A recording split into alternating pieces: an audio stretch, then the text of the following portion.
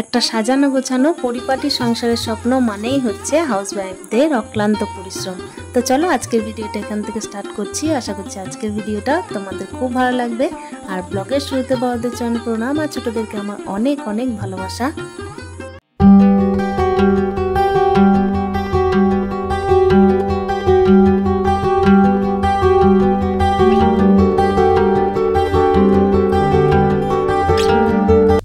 সংসার একমাত্র কিন্তু হাউসওয়াইফরাই পারে পরিপাটি করে কিন্তু গুছিয়ে রাখতে। তো এখানে কিন্তু হাউসওয়াইফদেরই ভূমিকা মুখ্য হয়ে দাঁড়ায়। তো দেখো এখানে কিন্তু আমি এই যে ফুল গাছ দিয়ে কিন্তু মর্নিংটা শুরু করছি। এদিকে কিন্তু তালাটা খুলে নিলাম বাইরের গেটের। আর এখানে কিন্তু যে গ্রিলের যে গাছগুলো আছে সেগুলোকে একটু সরিয়ে নিচ্ছি। তো দেখতেই পাচ্ছ নিচে কিভাবে ধুলোটা জমেছে। প্রত্যেক দিন তো এগুলোকে তো পরিষ্কার করা হয় না, তো যে দিন সম্ভব হয় এক একটা জায়গা এক এক রকমভাবে করার চেষ্টা করি। বাইরের তালা খুলে কিন্তু গেটে জল প্রথমেই দিয়ে দিয়েছি, আর সেই জন্যই কিন্তু চলে এসেছি একটু গাছগুলোর সাথে কথা বলতে। আর সকাল টাইমটা একটুখানি প্রকৃতির সাথে কাটানোর চেষ্টা করি। একমাত্র কিন্তু তারাই থাকে যারা কিন্তু মিথ্যা বলে না। তুমি যদি ভালোবাসা দাও তোমাকে কিন্তু ঘুরিয়ে আরও বেশি ভালোবাসা দেবে। তো সেই জন্যই কিন্তু সকাল সকাল আমি কিন্তু এই গাছগুলোর সাথে একটুখানি সময় কাটাতে খুবই পছন্দ করি। আর এই সমস্ত গাছ করতেও একটুখানি তো পরিশ্রম লেগেইছে বলো। তো একটুখানি পরিশ্রম ছাড়া কি কোনো কাজ হয়? কোনো কাজই হয় না। তবে সংসারটা কিন্তু অক্লান্ত পরিশ্রম দ্বারাই সম্ভব হয়ে ওঠে। হাউসওয়াইফরাই কিন্তু পারে অক্লান্ত পরিশ্রম দ্বারা সংসারটাকে সুখের করতে। পরিপাটি সংসারের স্বপ্ন সমস্ত মেয়েরই। তো দেখো এখানে কিন্তু এই যে মুখটুক ধুয়ে আমি কিন্তু এবার চলে যাব জানলাগুলো পরিষ্কার করতে। জানলাগুলো পরিষ্কার করতে বলতে এই যে আজকে কিন্তু ঠিক করেছি জানলার এই যে গাছগুলো থাকে তার নিচে যে কাদাগুলো জমে থাকে সেগুলো কিন্তু একটুখানি পরিষ্কার করে দেবো। সকালবেলায় কিন্তু ছেলের আজকে কম্পিউটার আছে, কম্পিউটার ক্লাস আছে, কিন্তু ব্যাপার হচ্ছে আমি কিন্তু সকাল সকাল উঠেও পড়েছি আর ছেলেকে উঠিয়ে দিয়েছি। মোটামুটি এখন 6:30টার সময় কম্পিউটার হচ্ছে, তো সেহেতু কিন্তু ছেলেকে উঠিয়ে দিতে হচ্ছে আর নিজেকে উঠতে হচ্ছে।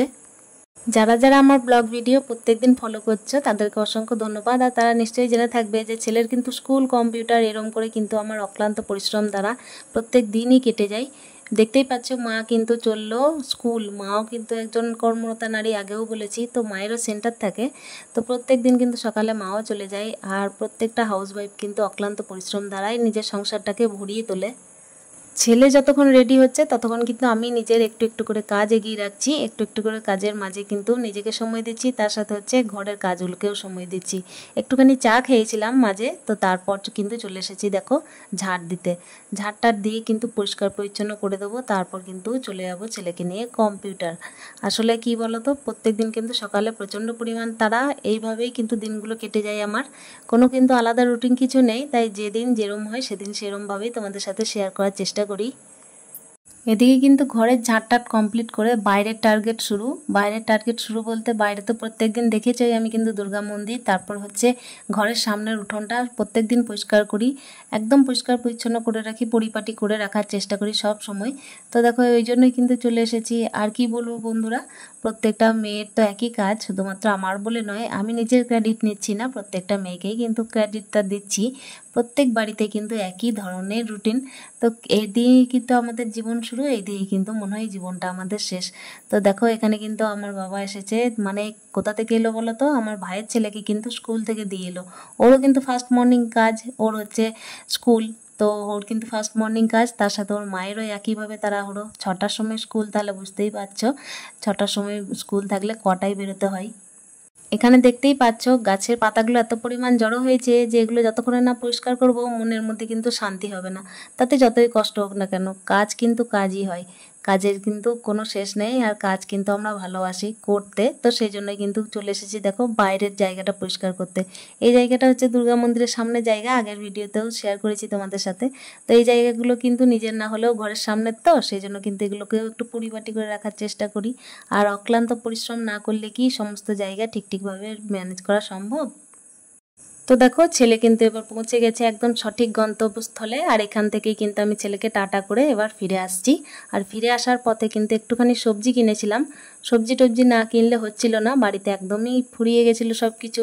তো চলো এখানে সবজি টবজি বাজার করে বাড়ি গিয়ে কিন্তু স্নান সারতে হবে, তারপর কিন্তু মাঝে আবার কাজবাজ সেরে ছেলেকেও নিতে আসতে হবে। এদিকে স্নান টান সেরে এখানে চলে এসেছি, দেখো গোপুসোনা স্নান করিয়ে তারপরে কিন্তু শৃঙ্গার করতে। তো গোপুসোনার ডেলিকার ডেলি শৃঙ্গার কিন্তু প্রায় একই রকম গ্রীষ্মের টাইমে। সেরকম কোনো শৃঙ্গার ওর করায় না, সামান্য একটা ছোট্ট গেঞ্জি প্যান্ট পরিয়ে তারপর ওর সামান্য এই যে চুল, তারপর হচ্ছে গয়নাগুলো যেগুলো থাকে হাতের কানের, আর হচ্ছে একটা মালা বাস। আর বাঁশিটার মুকুটটা তো মাস্ট, তাই না? তো ওই দুটো তো চাই। হালকা ফুলকার মধ্যেই রাখি। আর প্রত্যেক দিন 24 ঘন্টা ফ্যান চলে বলতে পারো আমাদের রুমে। তো আমি কিন্তু গোপাল সোনাকে ঠাকুরের কাছে রাখিনি আলাদাভাবে, আমি কিন্তু আমার কাছেই রেখেছি, নিজের সঙ্গে রেখেছি, আলাদা করে রাখিনি কখনো। আগের দিনের ভিডিওতে দেখিয়েছিলাম আমি কিছু কিন্তু জামা কাপড় পরিষ্কার করেছিলাম গোপুসোনার, তার সাথে কিন্তু ঠাকুরের সিংহাসনের এই যে সমস্ত কাপড়গুলো দেখছো এখন গোছাচ্ছি, তো সেইগুলোই কিন্তু পরিষ্কার করেছিলাম।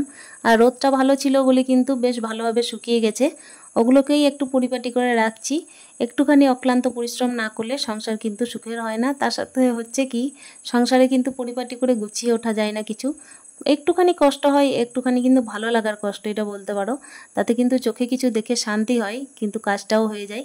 তো চলো, এখানে দেখতেই পাচ্ছ এই যে বক্সটা দেখছো, গপুর যে বক্সটা অ্যাটাচিটা আর কি, গপুর ছোট্ট অ্যাটাচি, তো সেটা কিন্তু একটু ভেঙে গেছে। ওভাবেই কিন্তু রাখলাম আপাতত, মেলা টেলা হবে আবার তখন কিনে নিয়ে আসা হবে। তো চলো একটা একটা করে কিন্তু কাপড়গুলো আমি গুটিয়ে নিচ্ছি।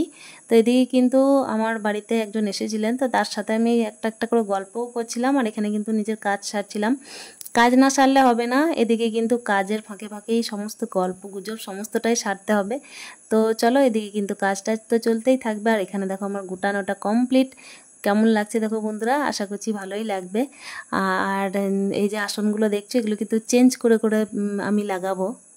আসলে আমরা মেয়েরা না ঠাকুরঘর আর রান্নাঘরকে এতটাই নিজের মতো করে রেখেছি যে যার তুলনা কিন্তু অন্য কোনো জিনিসের সাথে হয় না। তাই ঠাকুরের সাথে আর রান্নাঘরের সাথে কিন্তু অ্যাটাচমেন্ট আমাদের অন্যরকম।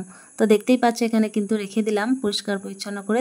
পরে দেখো চলে এলাম এই যে রান্নাঘরে, এটাও তো প্রত্যেক দিনের ডিউটি, তাই না? আর ছেলে খাবে বলে তো প্রত্যেক দিন সকাল সকাল মাকে রান্না চাপাতেই হবে। এখানে দেখতেই পাচ্ছ এই যে জানলাগুলো খুলিনি আমি, এতটাই ব্যস্ত সকাল টাইমে যে যেদিন ছেলের কম্পিউটার প্লাস স্কুল থাকে, তো সেই দিন কিন্তু আমার হায়রানির শেষ থাকে না। এর মধ্যেই কিন্তু দেখো নানা ধরনের অ্যাক্টিভিটিগুলোও থাকে, তো সেগুলোকেও আমাকে করাতে হয় ছেলের। আর তার সাথে সাথে কিন্তু এই যে দেখতেই পাচ্ছে একটা নতুন একটা পরিশ্রম, অক্লান্ত পরিশ্রমের কাজ, যেটা হচ্ছে ভিডিও বানানো। তো সেটার পিছনেও যে খুব খাটনি, সেটা যারা যারা বানায় তারা ঠিক বুঝতে পারবে।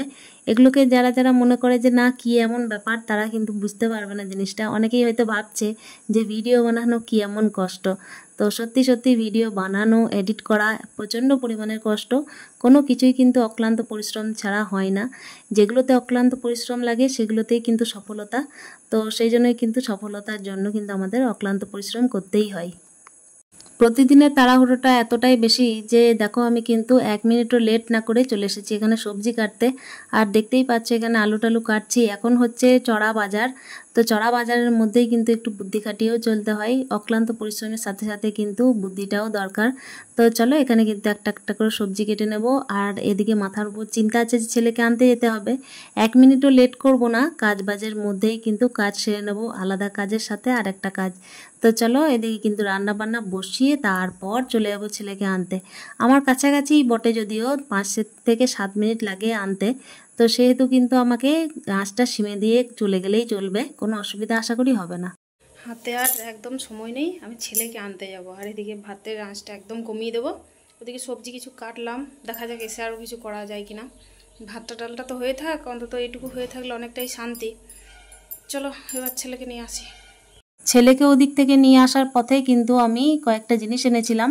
তো সেগুলো হচ্ছে আমার মুদিখানার জিনিস। তো তার মাঝেই কিন্তু দেখো আমি কিন্তু রান্নাঘরে চলে এসেছি। আবার ছেলের জন্য একটু ভারী টিফিন বানাই সব সময়, চেষ্টা করি, কেন কি ও সকালে প্রায় 9:45টার সময় খাবার খায়, তারপর একদম বিকাল 5:30টায় আসে, রাত্রিবেলায় আবার ভাত খায়।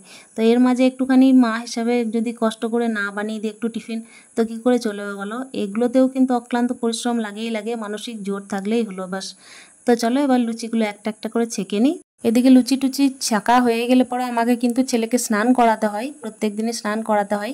তো স্নানটা এখন করছি কি, আমি কিন্তু ওকে জলটা রেডি করে দিচ্ছি, তেলটা দিয়ে দিচ্ছি বা হয়তো সাবানটা দিয়ে দিচ্ছি, তারপর কিন্তু বলছি একটু জলটা ঢেলে নিতে। এর মাঝে কিন্তু কিছু কিছু জিনিস ওকে আমি নিজে শেখানোর চেষ্টা করি, যাতে ওর ভবিষ্যতে কোনো কষ্ট না হয়।